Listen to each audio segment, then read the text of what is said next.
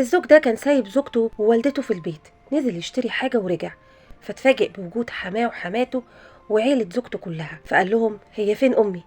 النهاردة عيد ميلادها وأنا عامل لها حفلة كبيرة وكويس إن انتوا موجودين، هي فينها؟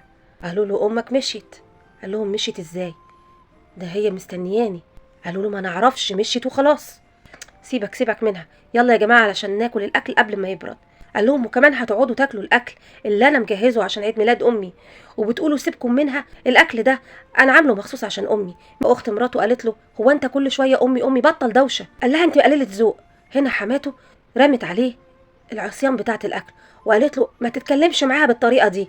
قال لهم انتوا في بيتي وبتكلموني بالطريقة دي وكمان بتطردوا أمي من البيت؟ أنا حقيقي غلطت لما اتجوزت بنتكم. انا هنزل اجيب امي وارجع ما الاقيش حد فيكم في البيت، ويا ريت تاخدوا بنتكم معاكم. لو انت مكان الزوج ده هتتصرف ازاي؟ انتظر ردك في تعليقات.